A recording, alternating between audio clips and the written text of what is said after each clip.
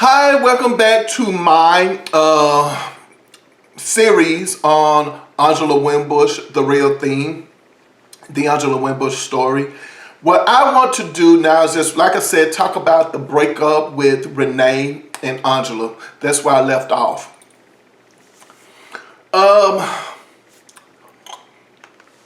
It looks like what happens in the Rene and Angela story at this time. It looks like when Angela left because of whatever issues, the tension that was between the two of them. I know Angela talks about record companies, Polygram Mercury not really wanting to know if they really want to take an effort to sign her or to give her a solo deal because, you know, they didn't know if she was, you know, really just a great singer and a songwriter, that they didn't know if she was doing all the production skills behind everything as well. Now, Ron has said in interviews, and like I said, this is all, you know, what people say in interviews. You take it, as someone was probably say, a grain of salt. This is just from a fan perspective, putting all the pieces together, right? That he said that Warner Brothers wanted to sign Angela to a solo deal, but that Mercury would let her out of the deal. Now, that's all of this is probably true. You know, it could have been, you know, well, we don't want to take a chance on, we don't know what's quite going on, you know, between the two of you. Like, we're surprised and shocked that all of this has happened and all of this has taken place, but we're not going to let you go either, you know. That could have been, you know, record companies, you know, take on things, but she never did go over to Warner Brothers Records. And at that time, Ron Isley was, you know, at Warner Brothers Records. And whatever happens in this, even in the split with Rene Moore, Angela definitely produces the Isley Brothers record. So there very well could be now Angela versions of what happens after it's a split. She's called into the studio. Called into the executive offices at Warner Brothers, and they're asking her, hey, can you do this? And she was like, you bet I can. You see what I'm saying? So it could have been that, again, as I said, I know she said this in her concerts, that, you know, that's what happened. And the reason why, you know, I bring that up too is because sometimes Angela will sing some of the songs that she produced by other artists, like Smooth Sailing. She was sing that in her show sometimes. So anyhow, that's why I'm bringing it up. Now, what I'm discovering is that even in that, her career looks like it's kind of in limbo musically. Angela finds herself, it looks like she has, even though the record is called Sharp, her 1987 CD is called Sharp, she has a sharp legal team. Okay, she has a sharp legal team. Like, now, these people, depending on how you want to look at it, it seemed like there was a strategy that her attorneys looks like that they had in place to make sure that her exit from Rene was a smooth one, as smooth as possible. Now, it looks like I said, don't hold me to this. This is all, you know, alleged. And I'm saying alleged even if you do know it, it's still alleged.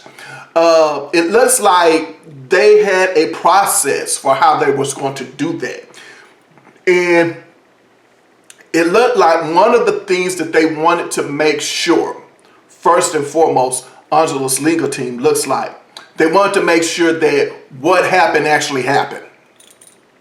You know, like all of what said occurred, you know, and it looks like they did that. It also looks like then they probably wanted to protect her assets with Rene Moore, okay, because there was in a partnership. So it also looked like they went down that route. So it was like, okay, this is going to be a step-by-step process that we're taking. You know, this is how we're going to do it. This is what we're going to do. You know, so it looks like these things are happening, you know, step by step. So then, and of course, when Angela says in the unsung that they was talking about bodyguards and all that stuff, okay, so I'm just saying there was a step-by-step process again to how they was going to handle everything. So when she said, hey, I am not recording music with him ever again, she meant that. And I don't care if I have bodyguards, but maybe those bodyguards were still around though, even though she was not recording, you know, with him. Okay.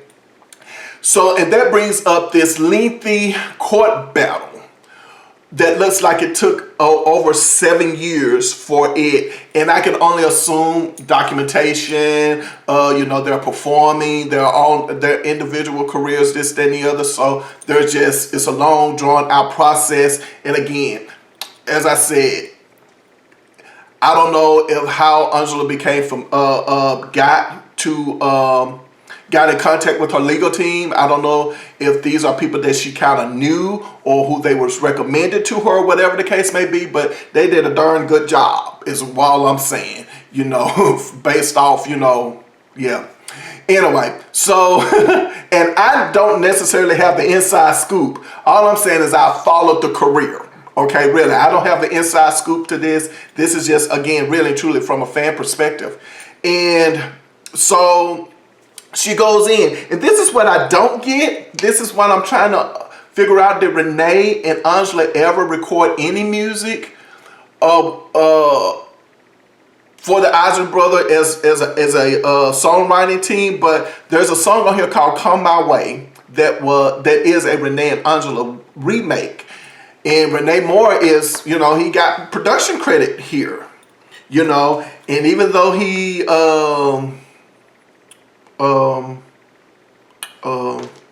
supposedly co-wrote "I've Learned to Respect the Power of Love," he's not credited here. Now, I'm not quite sure. I think at the time I remember watching a BET program at the time.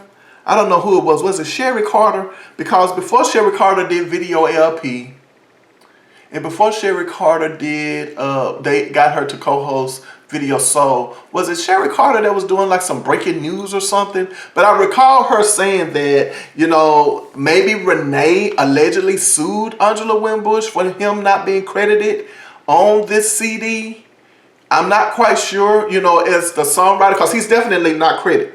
It's not here. I'm just saying. So I don't know if that occurred, but I remember something happening. I don't know if he sued her for supposedly, was it $200,000 or $2 million or something like that. I'm not quite sure. I do recall a 2, if I'm not mistaken. But anyway, moving right along from that.